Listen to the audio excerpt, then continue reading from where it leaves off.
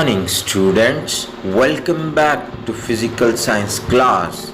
This is Ghani sir from Priyadarshani High School. So guys, we are going to learn today about the reflection of light at curved surfaces. In class 7 and 8, you learned about the image formation in plane mirror. You also discussed about the spherical mirror. You know that why the curved surfaces are known as spherical mirrors. And because if we take a spherical mirror, you might have got many dots while observing your image in bulged surfaces. We have tried this out with a spoon also.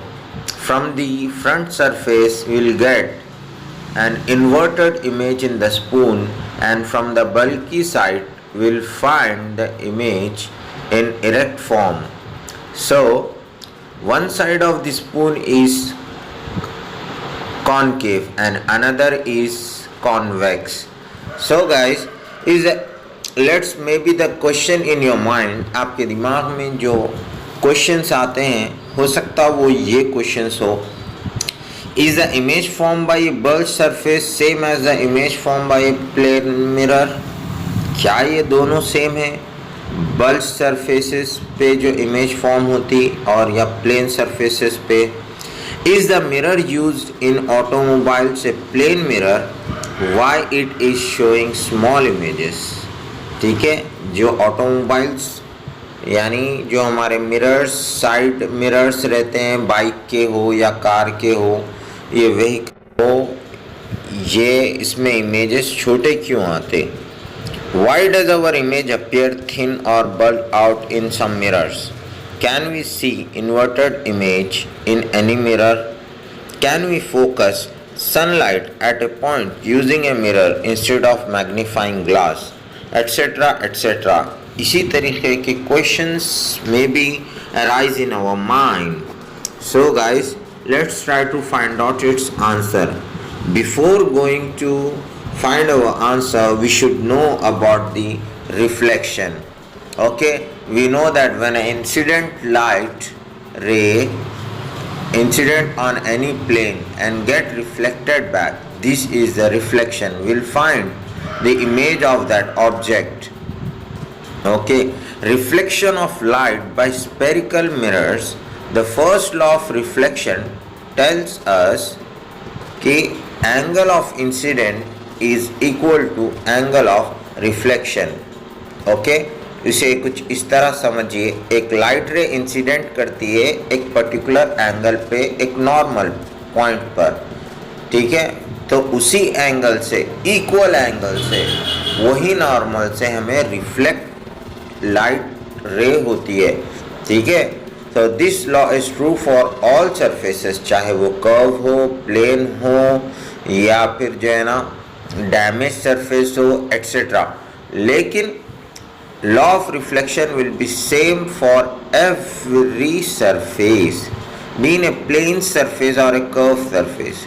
The important word here are, यहाँ पे important जो चीज़ है वो angle है जो normal से बनता है पॉइंट ऑफ इंसिडेंट पे, ठीक है. If for any surface one can decide the normal and find the ancient angle, it is possible to deduce the angle made by the reflected रे.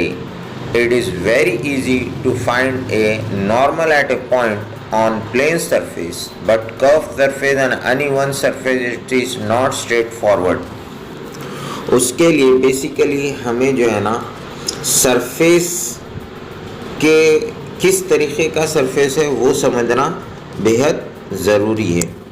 ओके, सो नॉर्मल कहाँ पे हमें find करना चाहिए, इसके लिए एक एक्टिविटी हमारी टेक्स्ट बुक में दी गई है पेज नंबर 2 पे, ठीक है. Finding the normal to a curve surface.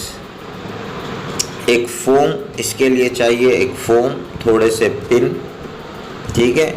हम इसके सेंटर में वन बाई द अनदर लगाते जाएंगे.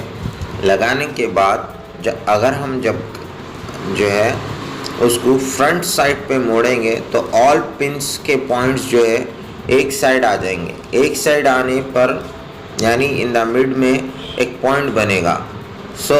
और ये शेप बन जाएगा कन्वर्जेंट। ठीक है, कन्वर्जेंट, जो कि कॉनकेव शेप हो जाता है। ठीक है, और फिर अगर हम इसे बैक साइड पुश करेंगे it will become the divergent side. Divergent side is convex side. So guys, this gives us an idea of what is likely to happen with a mirror.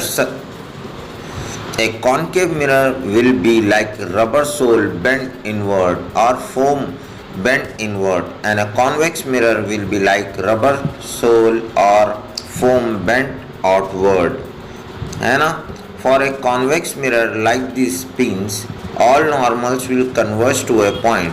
So normal उसे कहते हैं जिस point पर incident ray टकराती है।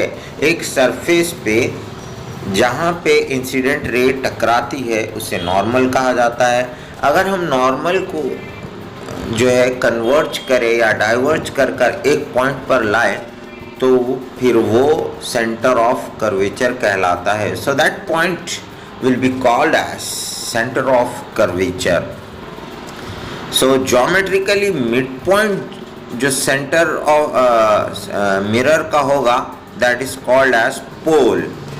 ठीक है, पोल से जो रास्ता गुजरेगा उसे कहेंगे प्रिंसिपल एक्सिस। Principal axis. और जब all incident rays converge to a point it may form